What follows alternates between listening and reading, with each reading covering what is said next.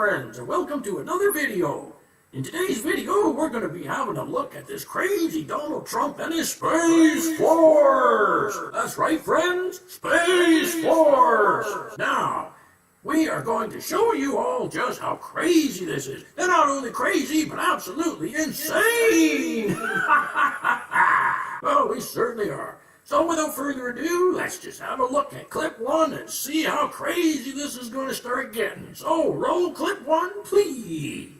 President Trump wants a sixth branch of the military, the Space Force. The president wants to create a sixth branch of the U.S. Armed Forces, a so-called Space Force.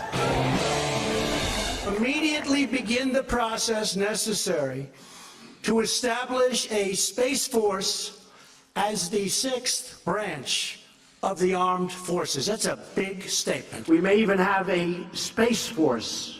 Develop another one. Space Force. We have the Air Force, we'll have the Space Force. We'll go with the Space Force. Think of that. When Gary McKinnon hacked into U.S. Space Command computers several years ago and learned of the existence of non-terrestrial officers and fleet-to-fleet transfers, he also found out about ships or craft within Solar Warden.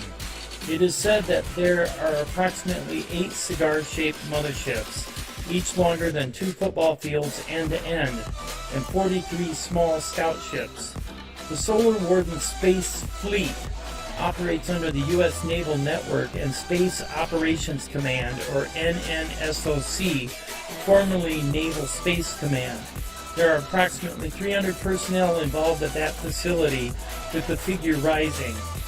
Solar Warden is said to be made up from U.S. Aerospace Black Project contractors, but with some contributions of parts and systems by Canada, the United Kingdom, Italy, Austria, Russia, and Australia.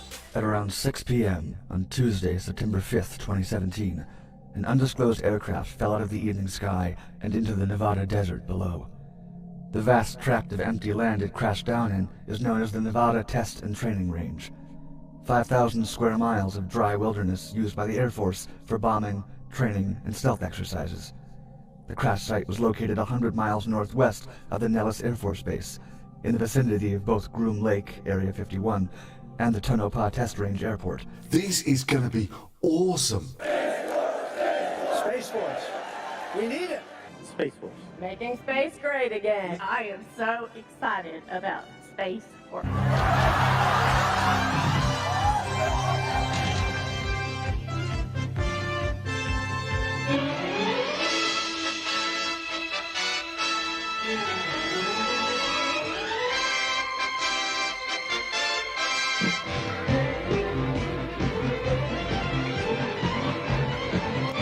Actually, saying we need a Space Force is kind of like saying we need a new rocket force to deliver nukes. The idea is decades old, has been thoroughly explored, and hasn't been seriously pursued for decades. Another objective dealt with the evaluation of ICBM damage and kill mechanisms. DoD needed an evaluation of the effectiveness of nuclear detonations at high altitude for killing incoming ICBMs. Yep, killing incoming nukes by nuking them in space is a very, very old idea. In fact, it's actually one of the more credible methods for stopping nukes. It would have some rather unfortunate consequences though. Like your army might actually have to learn how to read maps again. I mean, really, have you ever wondered why, if Space Force was such a great idea, why hasn't it existed till now?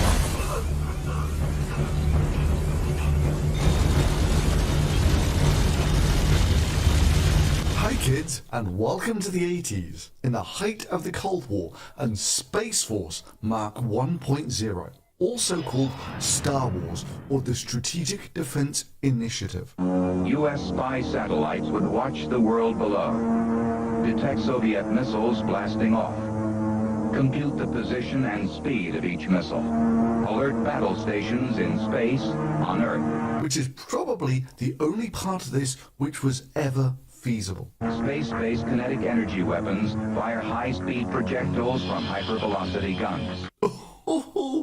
Hypervelocity guns, which shoot bullets slower than orbital velocity. And with those dumbfire projectiles, you've got to hit a moving target hundreds to thousands of miles away.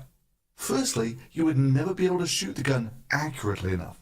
Number two, you would never have a power source powerful enough to operate the weapon. And number three, even if you did, all that shooting in space would create loads of space debris which would trash the rest of your system. But what about kinetic impactors, basically dropping rocks from space?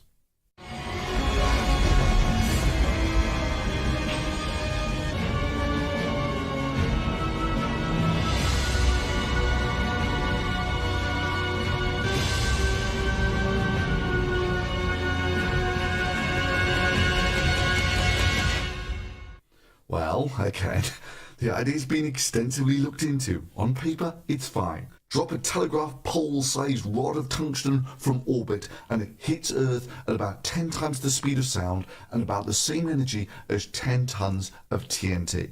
Which sounds impressive until you realize the energy to put that lump into space in the first place. And of course, 10 tons. That's only the size of a large conventional bomb. Now, sure, it's got some advantages, like you can't really see them coming, but the cost is obscene. And again, in low Earth orbit, you don't go over your targets very often.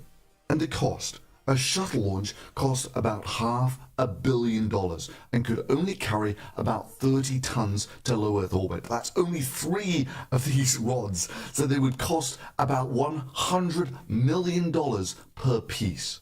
Yeah, they were called rods from God because he was the only one who could afford to put them into orbit.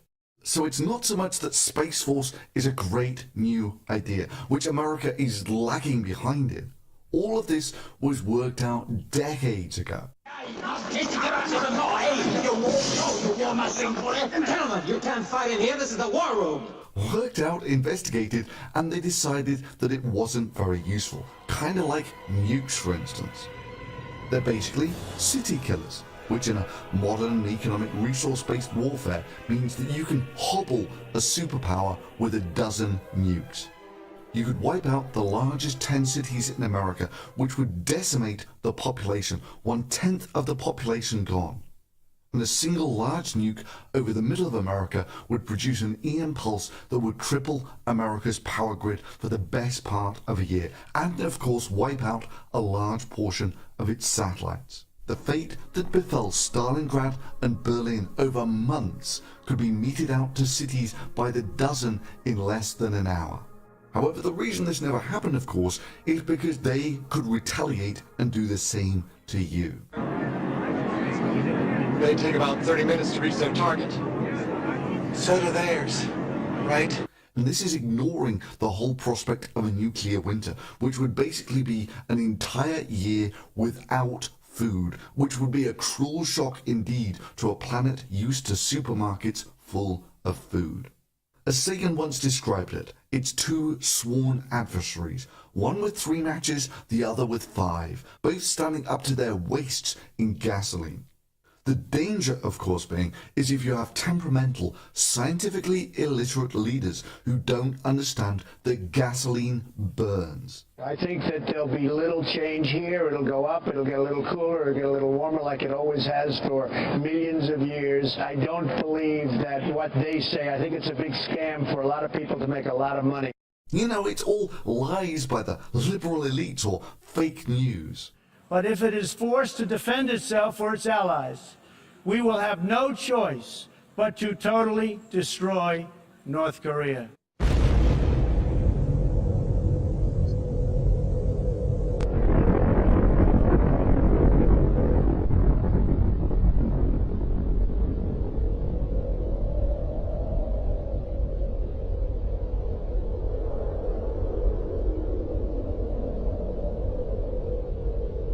Now, on a lighter note.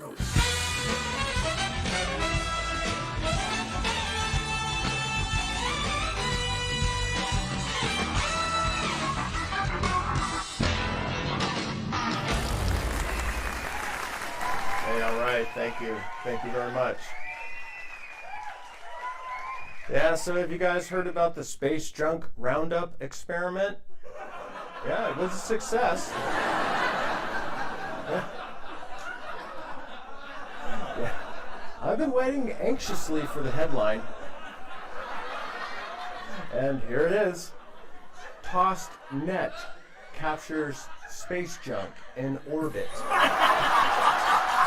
Yes. It's true. I know it sounds crazy.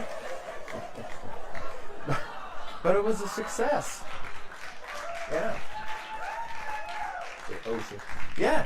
I guess they're gonna clean up the oceans after they clean up space. Heavy space first to test it, to make sure it works, because the conditions are similar, right?